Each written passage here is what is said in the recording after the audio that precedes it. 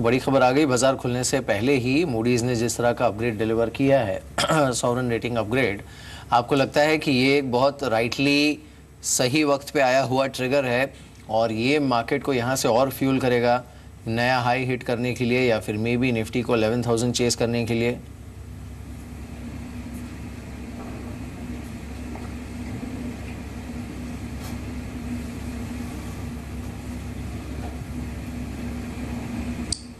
Yeah, it's a positive, but I'm not sure whether this is going to be a catalyst which is going to take the market up to 11,000 Nifty.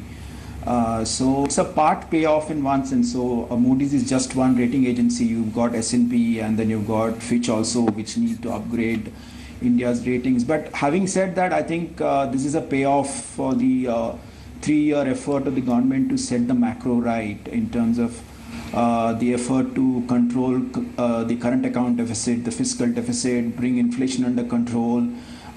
There's an effort from the part of the RBI in terms of inflation targeting that has happened.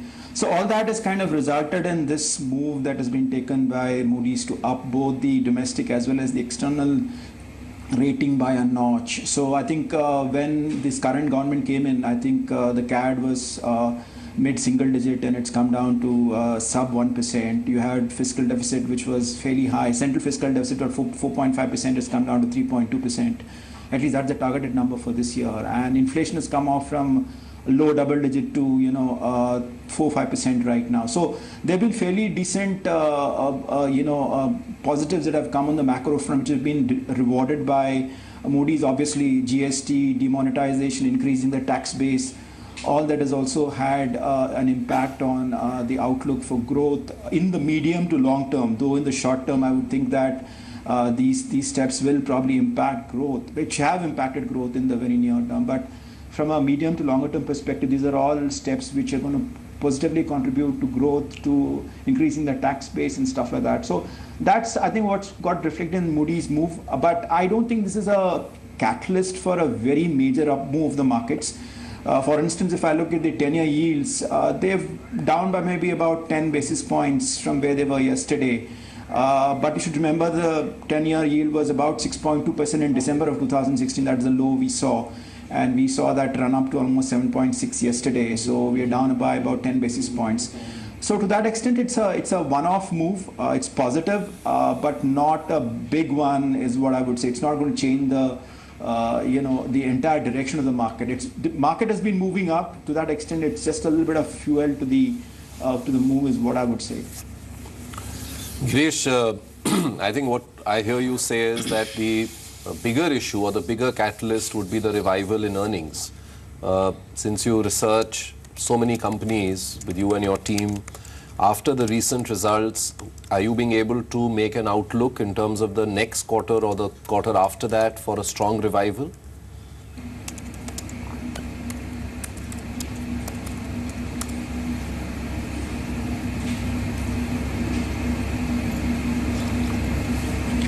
Yeah, so I think there's an interesting, outlook on macro and micro. So we've had for the last many quarters now very good macro, but on the micro level, the earnings picture has not been as great. Whereas now we kind of see a reversal of a situation here where I think the earnings are kind of about to pick up.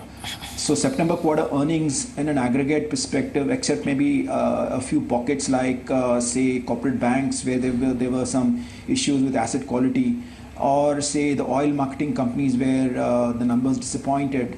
Most of the parts of the market, the earnings were either in line or better than expectations. So that was being driven largely by, I would think, EBITDA margins being a little better than expected, especially in the domestic focused side. So I think that that kind of earnings picture will probably continue going into second half of FY18. We are again working with a fairly low base for FY17 because of demonetization. So that should help. And also in FY19, my sense is that we will probably break into the high teen kind of earnings trajectory for the index earnings, which I think is probably happening for the very first time after many years.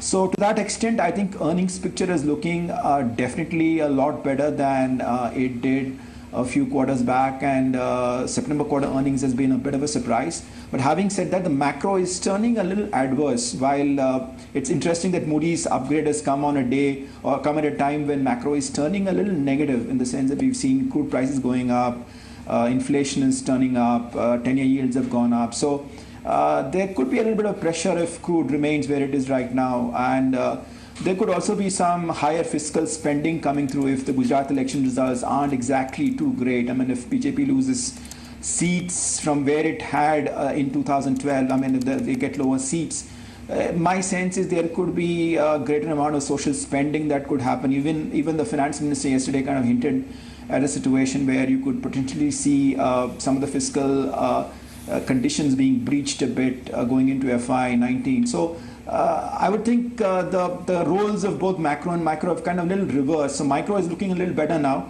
Macro is turning a tad worse, is the way I would look at things. Right Girish, बहुत बहुत शुक्रिया हमारे साथ इस बातचीत में शामिल होने के लिए. Thanks for joining us. इस बीच देख लेते हैं आज का सुपर शेयर.